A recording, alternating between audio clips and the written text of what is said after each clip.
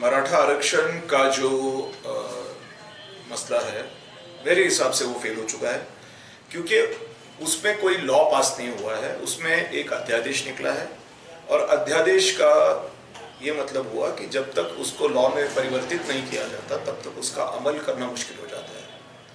बहरहाल उसको 6 महीने का टाइम दिया हुआ है और राज्य सरकार का जो अभी तक का रुझान है वो मराठा आरक्षण के लिए किस तरह का रुझान है ये हमको तब पता चलता है जब हमारे लोग वाशी पहुंचते हैं। तो इनका अगर रुझान इस तरह से है तो आने वाला इनका जो 6 महीने की जो बात है इस पे क्या हम भरोसा रख सकते हैं, ये हमारा सवाल है।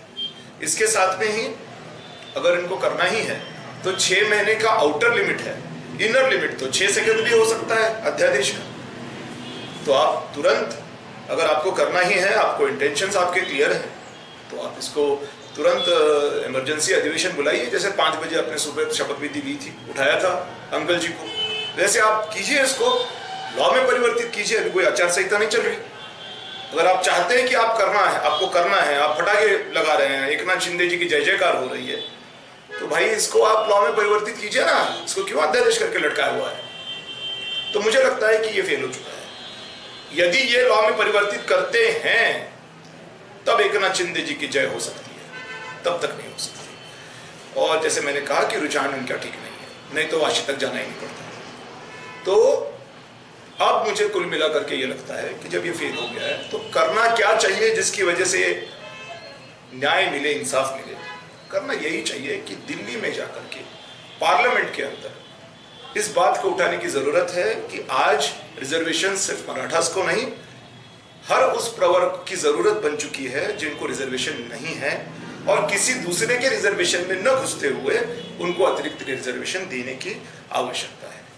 ये बात अगर दिल्ली में होती है तभी दिल्ली में लॉ पास होगा, और दिल्ली में लॉ पास होता है तभी आरक्षण मिल सकता है, वरना आरक्षण मिलना तकरीबन नामुमकिन है, ऐसा मुझको लगता है। साथ में ही जैसे मैंने कहा कि ओपन में या जिसको आरक्षण नहीं है उसमें कौन आता है? हर बंदा आता है, ब्राह्मण आता है, मुसलमान आता है, जो भी बंदे को नहीं मिल रहा है वो हर बंदा उसके अंदर आता है।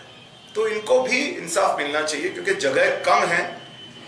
आरक्षण की जरूरत क्यों पड़ती है? क्योंकि जगह कम होती है। बस में आरक्षित रहती है महिलाओं के लिए 2 जगह। क्यों? क्योंकि बस में जगह कम है, कम से कम वो 2 जगह तो मिल जाए उनको। प्रॉब्लम ही ये है कि 40 साल पहले जो 6 टायर की बस चलती थी, 40 साल के बाद में भी 6 टायर की बस चल रही है। पॉपुलेशन बढ़ चुका है, तो बस को अभी 16 टायर की बनाओ या तो आरक्षण बढ़ाओ, वो 2 महिला को कम करके उसमें किसी को मत घुसाओ और 4 सीट को आरक्षण दे दो। यही इसका इलाज है, और वो महाराष्ट्र में नहीं होगा, वो होगा दिल्ली में। आपको क्या लगता है कि सरकार ने मनोज जारंगे पाटिल को सिर्फ ये लॉलीपॉप दिया है? सरकार ने सरकार का रुझान देखते हुए क्या किया है, ये मराठा समाज अभी बात करना शुरू कर चुका है। मैं तो लगता है लेट हो गया। मेरे पहले से ही मराठा समाज ने सरकार को ठोकना शुरू कर दिया है। सरकार को मराठा समाज ने धिटकारना शुरू कर दिया है, क्योंकि मराठा समाज को लगता था कि सरकार हमको कानून बना के देगा, लेकिन कानून नहीं बना, अध्यादेश बना। इसके लिए मराठा समाज सरकार के खिलाफ हो चुका है। आने वाले दिनों में जो बच्चे कुछ हैं वो भी खिलाफ